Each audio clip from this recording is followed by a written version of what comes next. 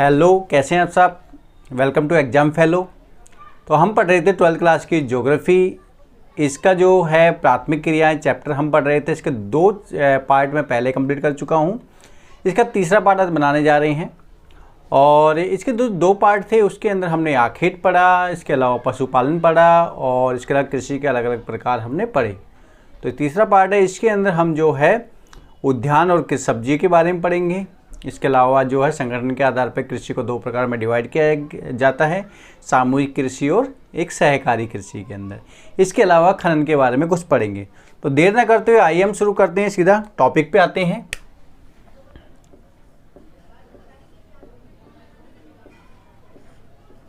सब्जी व उद्यान कृषि।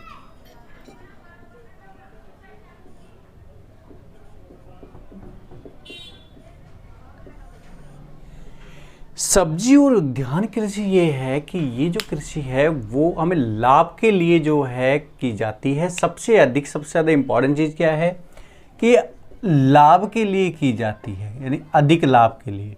ठीक है, अधिक लाभ के लिए जो है ये कृषि की जाती है। और ये जो है वो जहाँ पर उपभोक्ता अधिक होते हैं, जहाँ वो अधिक मूल्य दे सकते हैं, उसके पास में ही स्थापित की जाती है। इसमें जो है ये शहरों के पास में स्थापित की जाती है, शहरों के पास में की जाती है।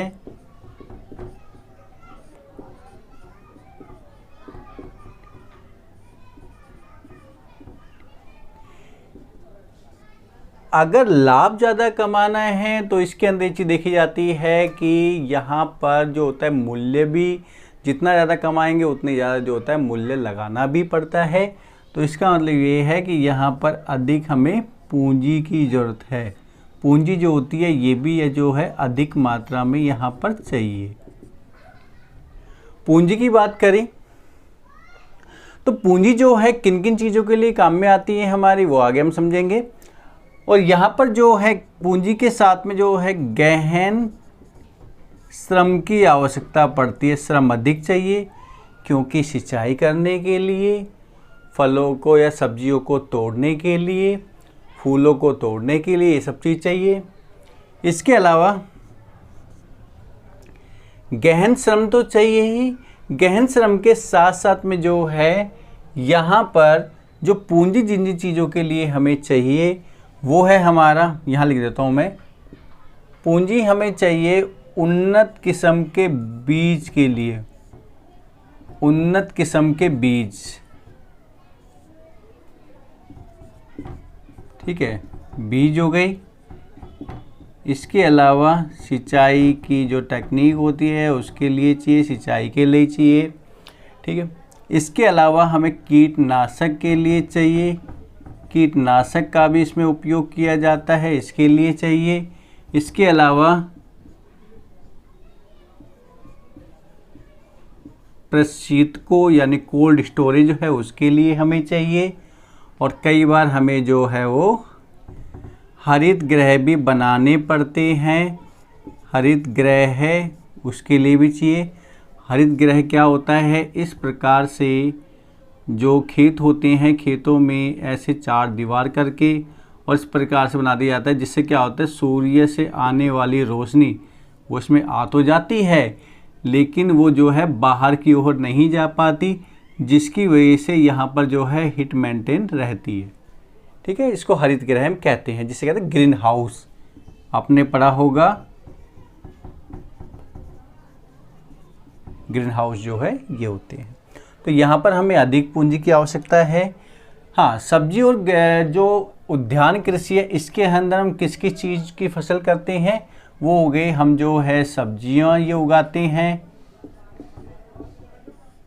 इसके अलावा हम जो है यहाँ पर फल का उत्पादन करते हैं और फूल का उत्पादन यहाँ पे किया जाता है। ये भी आप नोट कर लेना, जिससे आपको थोड़ा सा सहयोग मिल जाएगा या फिर जो है इसमें हेल्प इसमें मिल जाएगी। तो ये सारी चीज़ हमें की जाती है। और ये कहाँ कहाँ पर होती है सब्जी और उद्यान कृषि, जैसे इससे पहले हमने पढ़ा था भूमध्य सागरीय कृषि इसके सेकंड पार्ट के अंदर। तो वहाँ पर भूमध्य सागरीय कृषि की बात करें तो ये जो है यहाँ पर सब्जी की बात कर रहे हैं और यहाँ पर फलों की बात करें, दो चीज़ों की। तो ये हम लिख सकते हैं सबसे पहले भूमध्य सागरीय प्रदेशों में,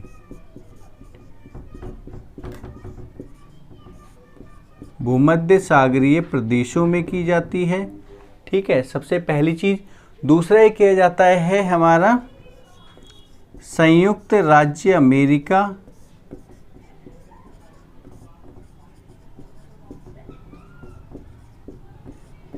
अमेरिका का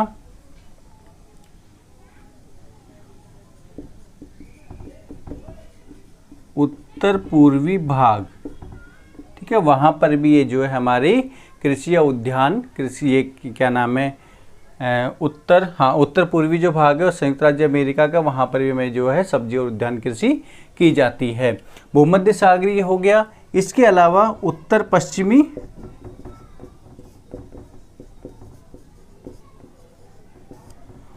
पश्चिमी यूरोप, वहाँ पर भी हमें ये जो है उद्यान कृषि की जाती है। इसके अलावा फूलों की अगर बात करें तो फूलों के लिए सबसे इम्पॉर्टेंट जो जगह है वो है हमारा नीदरलैंड।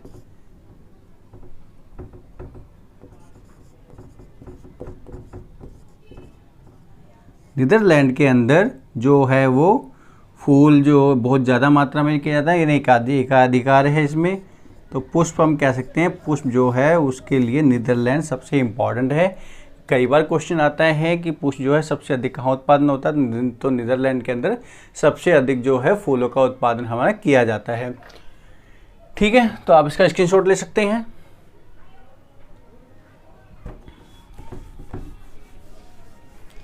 नेक्स्ट, सब्जी और उद्यान कृषि के अंदर ही दो शब्द आते हैं जो बड़े इम्पॉर्टेंट है।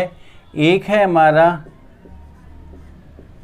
ट्रक कृषि के नाम से और दूसरा है हमारा कारखाना कृषि के नाम से। ट्रक कृषि के अंदर क्या होता है, जहां पर सब्जियों का उत्पादन सबसे ज़्यादा मात्रा में किया जाता है, यानी सब्जियों का उत्पादन जो है वो अधिक होता है, वहाँ पर क्या होता है, उसके आसपास के क्षेत्रों में सब्जी जो है वो रोज़ भेजी जाती ट्रकों के माध्यम से। तो यानी एक जो है खेत है, खेत से दूसरे अगर बात करें कि ये शहर है हमारा, ठीक है, ये जो है वो सिटी हो गई और ये जो है हमारा खेत हो गया ये। ठीक है, खेतों से जो है वो ट्रक के माध्यम से एक रात के अंदर ही जो है सब्जियों को यहाँ पर भेजा जाता है। तो यहाँ पर क्या होता है कि रोज़ की डिमांड है सिटी के अंदर, शहरों के अंदर सब्जियों की, तो सब्जियाँ जो है वो यहाँ से तोड़ी जाती है और प्रतिदिन सब्जी जो तोड़ेंगे वो रात में ट्रक के माध्यम से शहरों के अंदर जाएगी और वहाँ बिकेगी। तो ये प्रक्रिया रोज़ चलती है क्योंकि शहरों में रोज़ की सब्जी की हमें डिमांड होती है। तो इसलिए इस आधार पे इससे कहता है ट्रक कृषि, क्योंकि यहाँ पर इम्पॉर्टेंट जो रोल अदा करता है वो ट्रक करता है। ठीक है, नेक्स्ट है हमारा कारखाना कृषि। कारखाना कृषि में क्या होता है, जो संयुक्त राज्य अमेरिका और यूरोप में बहुत सारे ऐसे क्षेत्र हैं जहाँ पर उद्यानों के साथ साथ में जो है पशुपालन भी किया जाता है। ठीक है, पशुपालन भी किया जाता है और पशुपालन जो करते हैं उसके अंदर हो गया हमारा गाय हो गया, ठीक है, बैल है, इसके अलावा जो है मुर्गी पालन है, ये किया जाता है। और ये जो पशुओं को पाला जाता है या फिर जो है कुकुर को पाला जाता है, ये जो खाना खाते हैं वो खाना हमारा जो है वो कारखानों में जो बनता है, कारखानों में भोजन जो है वो बनता है और जो कारखानों में भोजन जो बनता है वही उन्हें खिलाया जाता है। तो इसलिए इसको हमें कारखाना कृषि कहते हैं, क्योंकि पशु जो होते हैं इसका जो है कारखाने के अंदर जो हमारे खाद्य पदार्थ बन रहे हैं, इनका भोजन है वो खिलाया जाता है। और ये जो है हमारे गाय हो गए, बैल हो गए, मुर्गी हो गए, जो भी हमारे जिस प्रकार के पशु यहाँ पर पाले जाते हैं, इन पशुओं को जो है प्रजनन पर इस पर ध्यान दिया जाता है स्पेशली। ठीक है, प्रजनन पर फोकस किया जाता है। इसके अलावा इनके स्वास्थ्य पर फोकस किया जाता है और इसके अलावा जो है इन पे और भी सब चीज़ जो है मॉनिटर की जाती है, उच्च तकनीक के आधार पे इनको जो है वो रखा जाता है। तो यहाँ पर जो है इस वाले जो है ट्रक कारखाना कृषि के अंदर यहाँ पर भी हमें अधिक पूंजी की आवश्यकता होगी। अधिक पूंजी इसलिए आवश्यकता होगी क्योंकि प्रजनन के लिए, स्वास्थ्य के लिए, इसके अलावा कृत्रिम रूप से जो है इन क्षेत्रों में ताप जो है वो बढ़ाया जाता है, ताप मेंटेन किया जाता है कि पशु के स्वास्थ्य में कोई समस्या ना आए। और इसके बार बार जो है उनकी जो बीमारियां हैं, ठीक है, बीमारियों को भी ध्यान में रखा जाता है। तो यानी उनका स्वास्थ्य जो है उसको देखते हुए वहाँ पर कोई भी अगर बीमारी अगर पनप रही है तो उस पर भी स्पेशली फोकस किया जाता है। ठीक है, तो ये हमारा था कारखाना कृषि और ये था हमारा ट्रक कृषि। अगर नेक्स्ट हम बात करें तो अगला जो है हमारा समूह, मतलब समूह के आधार पर कृषि को दो प्रकारों में हम डिवाइड करते हैं कि हम कह सकते हैं संगठन के आधार पर। तो संगठन के आधार पर कृषि को हमने पहले रूप में जो डिवाइड करते हैं वो है हमारा सहकारी कृषि।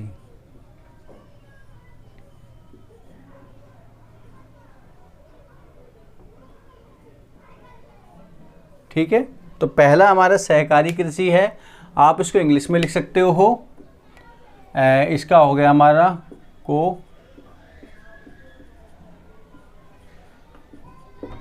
Cooperative farming.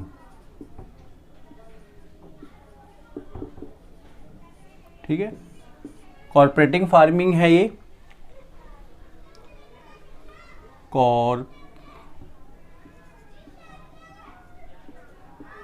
ठीक है, PRE। तो कोऑपरेटिव फार्मिंग है। यहाँ पर सहकारी कृषि की बात करें तो अधिक लाभ कमाने के लिए यहाँ पर किया क्या जाता है कि कृषक जो होते हैं आपस में एक संगठन बना लेते हैं स्वेच्छा से। तो यहाँ पे लिख सकते हैं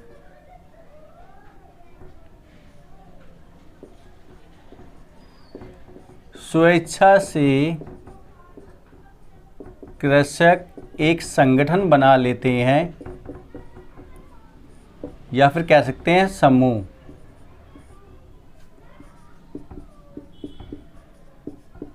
बना लेते हैं और जो ये संगठन या समूह होता है ये कृषकों को सभी जो है वस्तुएं प्रोवाइड करता है, सभी चीज़ें लाभ जो है वो प्रदान करता है, या जो भी इन्हें जो है आवश्यकता होती है उसकी पूर्ति करता है।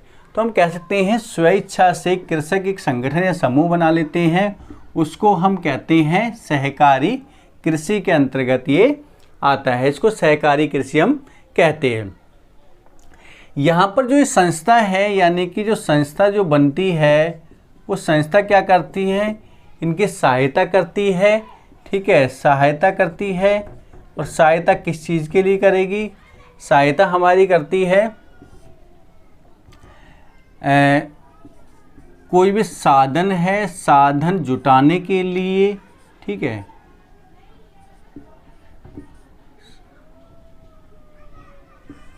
साधन जुटाने के लिए। इसके अलावा जो है फसल को बेचने के लिए, फसल को उच्च कीमत पर बेचने के लिए।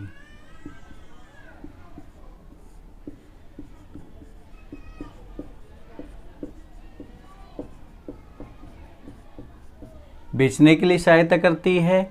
इसके अलावा अगर उन्हें, यानी कह सकते हैं उचित मूल्य पर बेचने के लिए भी सहायता करती है। इसके अलावा जो भी इन्हें कोई साधन चाहिए होता है उसकी भी उपलब्धता ये कराती। इसके अलावा संसार खरीदने के लिए हो गया, कोई हल अगर मैं लेना हो, कोई ट्रैक्टर अगर लेना हो, कोई अगर बीज अगर लेने हो, या इसके अलावा कोई उन्हें जो है फर्टिलाइज़र का उपयोग करना हो, तो ये सारी जो है चीज़ें वो संस्था जो है उन्हें प्रोवाइड कराती है। तो इसे हम कहते हैं सहकारी कृषि। अब जो सहकारी कृषि है ये कहाँ कहाँ पर जो है की जाती है, तो ये एक शताब्दी अगर पहले की बात करें, जैसे अगर जो बात करें 21वीं शताब्दी चल रही है ये, तो 20वीं शताब्दी की बात करें 1900 से लेकर 2000 के बीच में, तो ये सबसे ज़्यादा जो पॉपुलर रही वो हमारा यूरोपीय देशों के अंदर बहुत ज़्यादा मात्रा में पॉपुलर रही है। तो इसमें जो है हमारा कौन कौन से देश जो रहे हैं वो हम समझ लेते हैं। तो सबसे पहले बात करें तो है इसमें डेनमार्क, इसके अलावा नीदरलैंड,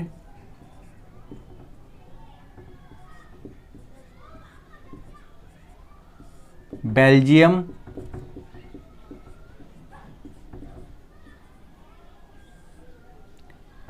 ठीक है, डेनमार्क हो गया, नीदरलैंड हो गया, बेल्जियम हो गया, इसके अलावा स्वीडन और इटली, ठीक है, स्वीडन और इटली, इन सारे देशों में जो है वो सहकारी कृषि की जाती है। अगर ये बात करें डेनमार्क जो है, डेनमार्क में सबसे ज़्यादा संपन्न हुई है। और डेनमार्क की अगर बात करें तो यहाँ पर इसका प्रत्येक कृषक इस चीज़ का सदस्य है। प्रत्येक कृषक जो है वो यहाँ पर सहकारी जो कृषि है उसका सदस्य है, ठीक है। तो ये आप नोट कर सकते हैं, बड़ा इम्पॉर्टेंट है। कई बार क्वेश्चन में पूछा जाता है कि सहकारी कृषि जो है सबसे ज़्यादा संपन्न या सबसे ज़्यादा कृषक कहाँ पर हैं इसके सहकारी कृषि के पक्ष में, तो वो है हमारा कहाँ का, डेनमार्क के अंदर, ठीक है। नेक्स्ट हमारा है सामूहिक कृषि। तो सहकारी कृषि जो था हमारा कॉर्पोरेटिव फार्मिंग, तो इसमें सभी जो कृषक है आपस में मिलकर एक संस्था बना लेते हैं, तो ये हमारा कहलाता है सहकारी कृषि। वही अगर हम सामूहिक कृषि की बात करें तो सामूहिक कृषि, पहले मैं लिख देता हूँ एक बार, ये सामूहिक कृषि,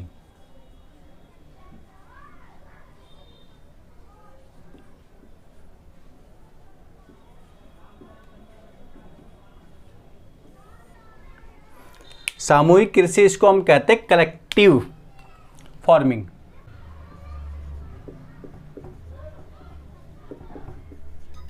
कलेक्टिव फार्मिंग, ठीक है, इसको इंग्लिश में कहते हैं। सामूहिक कृषि में क्या होता है, सामूहिक कृषि में जो एक जगह पर रहने वाले लोग जो होते हैं वो समूह में अपना काम करते हैं, सामूहिक रूप से श्रम देते हैं।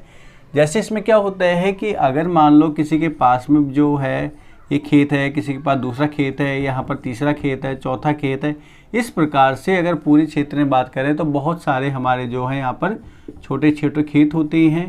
तो यहाँ पर जो है जितने भी समूह में खेत होते हैं उन सबको मिलाकर जो है यहाँ पर कृषि की जाती है। इसलिए हम कह सकते हैं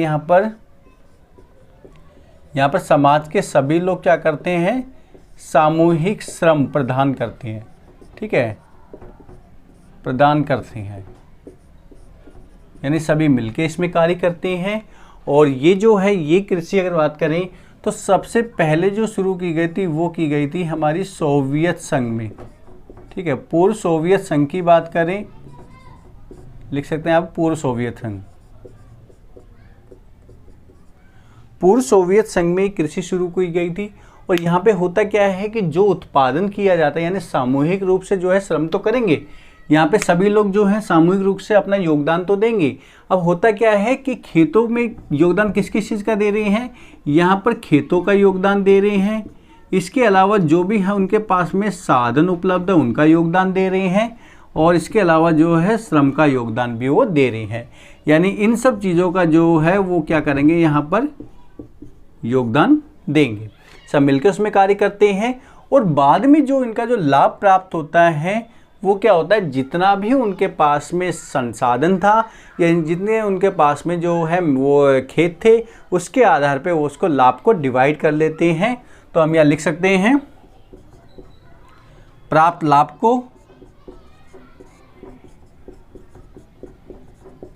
को बांट लिया जाता है,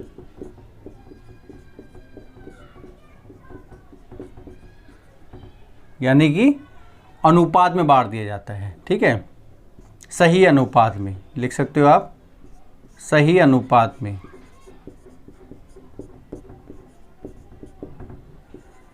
सही अनुपात में इसको बांट दिया जाता है। तो यहाँ ऐड कर लेना सही अनुपात में यहाँ पे।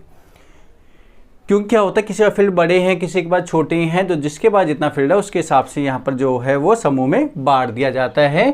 और सोवियत संघ में सामूहिक कृषि को एक नाम से और जाना जाता है, उसे कहते हैं हम कोलखोज।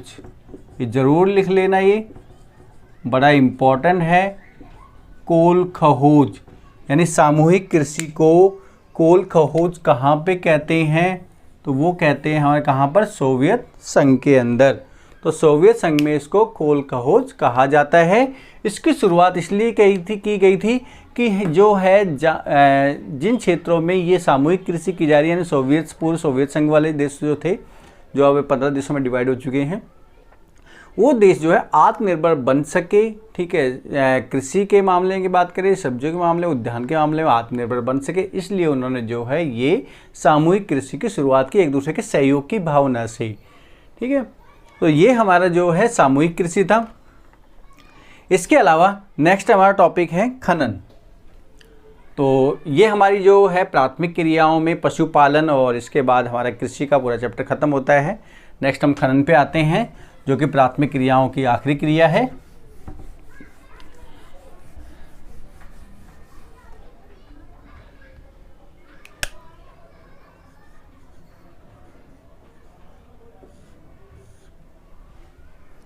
खनन ये भी एक प्राथमिक क्रिया का ही पार्ट है, लेकिन खनन की बात करें, खनन की हमें आवश्यकता कब से पड़ी, तो खनन की हमें आवश्यकता बहुत लंबे समय से पड़ी है। खनन पहले होता क्या, पहले हमें समझना है। खनन होता है कोई भी खनिज को हमें जो है निकालते हैं, उसको खनन कहते हैं। खनिज और खनन में दोनों में डिफरेंस ये है। खनिज हो गया जो हमें प्राप्त होते हैं, जैसे कि हो गए, अगर मान लो हीरे जवाहरात की बात करें, सोने चांदी की बात करें, पीतल हो गया, तांबा हो गया, इसके अलावा जो है लोहा है, ये सारे हमारे खनिज है।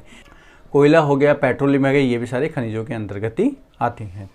तो यहाँ पर की बात करें, खनिज जो है, खनिज की हमें आवश्यकता कब से पड़ी, जब से मनुष्य ने जो है सभ्यता जब से जो है मनुष्य की सभ्यता जो है वो विकसित हुई है, तब से हमें खनिजों की आवश्यकता पड़ी है। मिट्टी की बात करें, वो भी एक प्रकार का खनिज ही है। तो मिट्टी के बर्तन बनाने की बात करें, या ताम्र युग की बात करें, पाषाण युग की बात करें, पत्थर भी एक तरह खनिज होते, तो पाषाण युग हो गया, इसके अलावा ताम्र युग हो गया, कांस्य युग आया, ठीक है, फिर लौह युग आया। तो सारे युग के अंदर में कहीं ना कहीं जो है खनिजों से जो है इनका आपस में कनेक्शन है।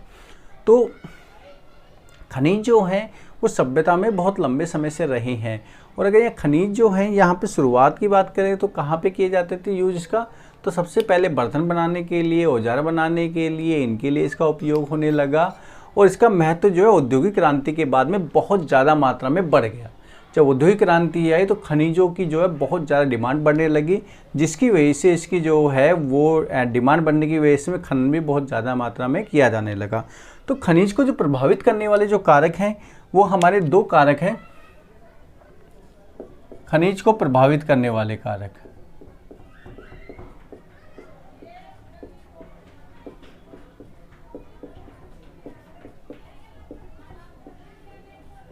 तो खनिज को प्रभावित करने वाले बेसिकली दो कारक हैं।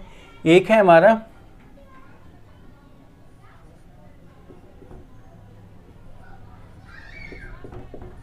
आर्थिक कारक, ठीक है, दूसरा हमारा भौगोलिक कारक।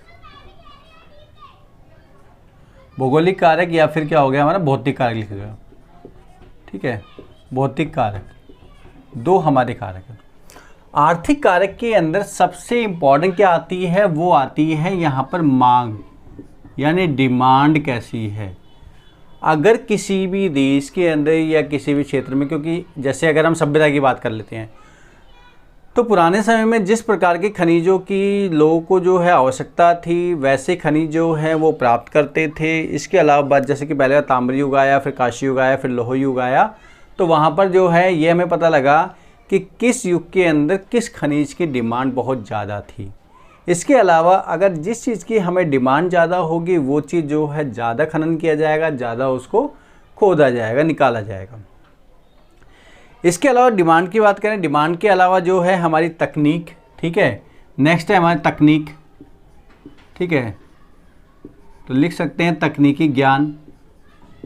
अगर हमें खनिज जो है डिमांड है, सब कुछ है, लेकिन हमें वो जो है तकनीकी ज्ञान नहीं है उसको निकालने का, तो भी हम जो है खनन कार्य जो है वो प्रभावित होते हैं, हम जो है खनन नहीं कर पाती।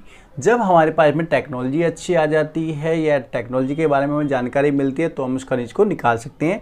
एग्जाम्पल के तौर पे अगर सऊदी अरब के क्षेत्र की बात, गल्फ़ कंट्रियाँ हैं, तो वहाँ पर पेट्रोलियम बहुत लंबे समय से था, लेकिन 80 के दशक के आसपास की बात, 70-80 के आसपास में, तो वहाँ पर पेट्रोलियम की जब डिमांड बढ़ने लगी पूरे इंटरनेशनल मार्केट के अंदर, तो धीरे धीरे वहाँ पर खुदाई होने लगी, वहाँ पर जो है नई नई कंपनियाँ आने लगी।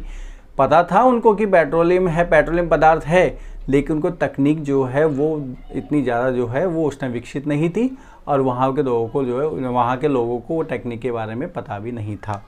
इसके अलावा मांग हो गया, तकनीकी ज्ञान हो गया, और इसके अलावा है इसका उपयोग। अगर हमारे पास में वो खनिज है लेकिन हमें उसका उपयोग करना नहीं आता, तब भी जो है हम खनन कार्य नहीं करें। क्यों करेंगे? पैसे बर्बाद करके क्या फ़ायदा? तो इसलिए उसका उपयोग जो है वो, अगर हमें उपयोगी है वो चीज़ें, तो हम उसका खनन करेंगे। इसके अलावा भौतिक कारक के अंदर आता है हमारा निक्षेप।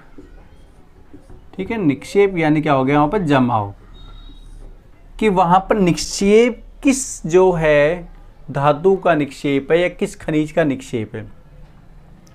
अगर निक्षेप जो है वो जिस धातु का या जिस खनिज का वहाँ पर जो है निक्षेप है, तो वो डिपेंड करता है कि उसकी डिमांड कैसे, उसके आधार पर उसको निकाला जाता है। तो निक्षेप का आकार भी देखा जाता है, निक्षेप का आकार कैसा है, निक्षेप जो है यानी कि जो परत है उसकी कितनी मोटी है खनिजों की। अगर वो मोटी है तो वह निकाला जाएगा, अगर नहीं है तो वहाँ पर इतना ज़्यादा जो है वो कार्य नहीं किया जाएंगे। क्योंकि मान लो माइनिंग कर रहे हैं गहराई तक, और माइनिंग करने के बाद में वहाँ पर लग रहा है थोड़ा बहुत ही पदार्थ निकल पा रहा है, तो वह सारा पैसा वहाँ वेस्ट हो जाता है। इसके अलावा उपस्थिति, इसके अलावा हो गया हमारा उपस्थिति, यानी कि उपस्थिति किस चीज़ की? उपस्थिति है हमारी खनिजों की। ठीक है, खनिजों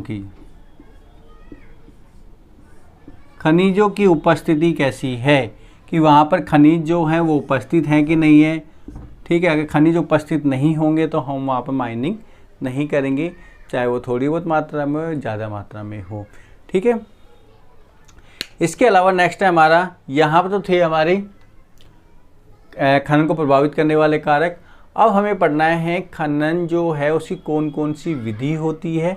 ये सब आपके मैं उसके आधार पर बता रहा हूँ, जो कि हमारा एनसीईआरटी के आधार पर है। अदरवाइज़ अगर आपको डिटेल से अगर वीडियो चाहिए तो वो मैं उसकी बना दूंगा उसकी वीडियो, जिससे आपको क्या और ज़्यादा हेल्प मिल जाएगी, अगर आप जो है कमेंट बॉक्स में इसके बारे में लिख देंगे अगर आपको चाहिए तो। हाँ, इसके अलावा जो है आर्थिक कारक के अंदर मांग तो हो गया, ये सब सबसे इम्पॉर्टेंट चीज़ हो गया हमारा पूंजी। अगर हमारे पास में पूंजी नहीं होगी तो हम जो है वहाँ पर खनिज कार्य नहीं कर पाएंगे, क्योंकि सब चीज़ों के लिए हमें पूंजी की सबसे ज़्यादा आवश्यकता पड़ती है। और इसके अलावा आर्थिक कारक में ये हो गया।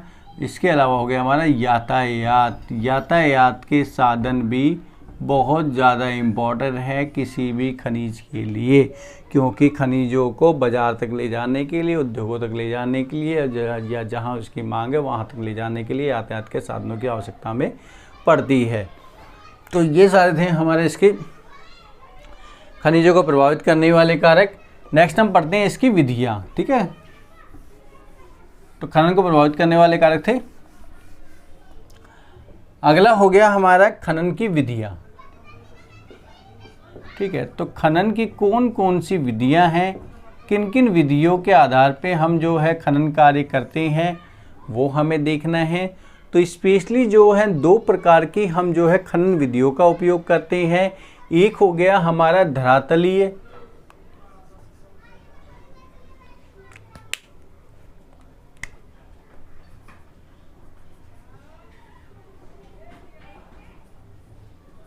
ठीक है, धरातलीय खनन हो गया, और दूसरा है हमारा कूपिक या कहेंगे भूमिगत।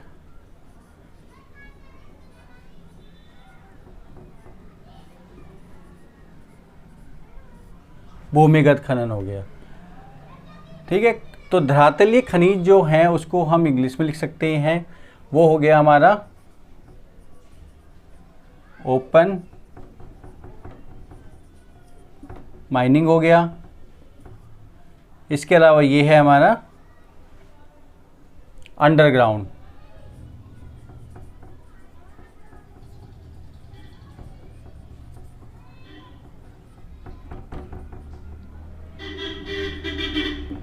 अंडरग्राउंड माइनिंग हो गया। ठीक है, तो इसे नाम से ही पता लग रहा है हमें कि एक तो हो गया हमारा धरातलीय, दूसरा हो गया हमारा भूमिगत। तो धरातलीय खनिज में होता क्या है कि ये हमारा धरातल है, धरातल में जो है काफ़ी सारी हमारी परतें होती हैं। तो यहाँ पर बहुत सारे, अगर मान लो कि अंदर जो खनिज हैं तो खुदाई की जाती है और खुदाई के माध्यम से जो है यहाँ से खनिजों को जो है वो निकाल लिया जाता है। तो यहाँ पे खुदाई करके इन खनिजों को निकाल लेते हैं। ठीक है, तो इसे हम कहते हैं धरातलीय खनिज। ठीक है, तो यहाँ पर इस प्रकार की जो है खनिज कार्य होता है, ये सबसे कम जो है वो रिस्की है, यानी कहते हैं कि यह जो है वो इसमें खर्च भी कम आता है। ठीक है, खर्च कम होता है। दूसरी बात करें कि ये जोखिम भरा नहीं है, जोखिम जो है ये भी कम होगा, खर्चा कम आएगा। लेकिन एक समस्या ये है कि यहाँ पर जो होते हैं वो बहुत कम मात्रा में खनिज हमें मिल पाते हैं, क्योंकि अधिकांश खनिज जो है वो गहराई में होते हैं। इसके अलावा हम भूमिगत खनिजों की बात करें तो भूमिगत खनिजों के अंदर जो हैं वो इस प्रकार से कार्य किया जाता है।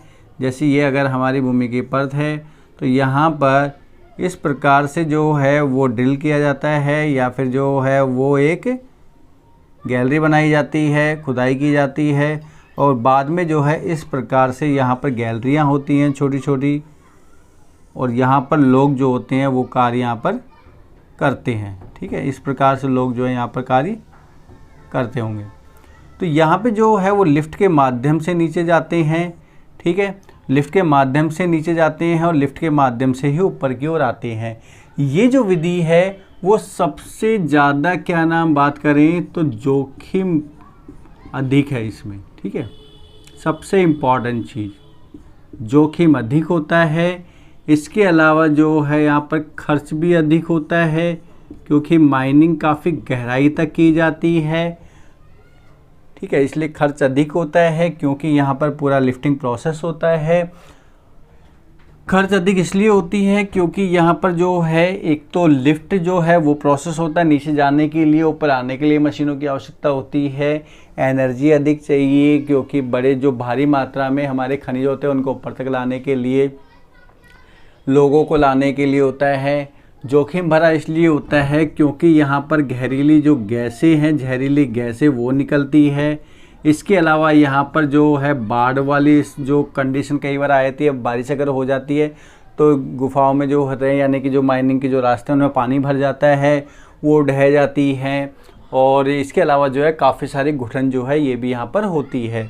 तो ये काफ़ी जोखिम भरा है ये वाला हमारा जो है, यानी कि भूमिगत खनिज की बात करें, और हमारा जो है धरातलीय खनिज जो है वो जोखिम इसमें कम होता है।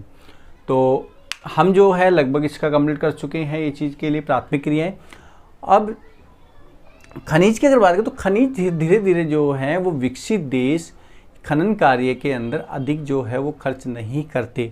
कारण ये है कि खनिज कार्य के लिए, खनन कार्य के लिए अधिकांश हमें श्रम की आवश्यकता पड़ती है, अधिक श्रम चाहिए। तो अधिक श्रम अगर चाहिए होता है तो विकसित देशों के अंदर श्रम की कमी होती है, यानी मैन पावर जो होती है वो कम होते हैं। लेकिन वही अगर हम विकासशील देशों की बात करें तो विकासशील देशों के अंदर विशाल जो होते हैं वो श्रमिक होते हैं, काफ़ी ज़्यादा मात्रा में वहाँ पर श्रमिक होते हैं, जिसकी वजह से वो अधिकांश अपना जो है वो अर्थव्यवस्था खनिज पर हमारी टिकी होती है, खनन कार्य पर वो टिकी होती है। तो विकासशील देशों के अंदर जो है वो 50% हमारा जो आर्थिक, एक तरह की बात करें जो आय का जो साधन है, 50% आय का जो साधन है वो खनन के द्वारा होता है। और एशिया के बहुत सारे ऐसे देश हैं, इसके अलावा अफ्रीका में है, दक्षिणी अमेरिका में है, वहाँ पर बहुत ज़्यादा मात्रा में खनन कार्य किया जाता है और 50% जो है अर्थव्यवस्था में वो सहयोग करते हैं, लोगों की आय जो है उसमें वो सहयोग करते हैं। तो हमारे आज ये चैप्टर ख़त्म हो जाता है प्राथमिक क्रियाएं, और आप ये तीनों जो पार्ट हैं उसको अगर सीरियल वाइज देखेंगे तो आपका पूरा चैप्टर क्लियर हो जाएंगे। और ये जो है काफ़ी सारे क्वेश्चन हमारे गवर्नमेंट एग्ज़ाम के अंदर, इसके अलावा यूपीएससी के एग्ज़ाम के अंदर पीसीएस के अंदर और अदर बहुत सारे जो कॉम्पिटिटिव एग्ज़ाम होते हैं वहाँ पर ये सारे क्वेश्चन आते हैं। इसके अलावा नॉलेज के लिए भी हम ये सब चीज़ देख सकते हैं। तो ये वीडियो हम ख़त्म करते हैं आज, तो ये चैप्टर भी ख़त्म होता है और नेक्स्ट वीडियो के अंदर हम नेक्स्ट चैप्टर जो है लेके आएंगे, द्वितीय क्रियाएँ। ओके, धन्यवाद।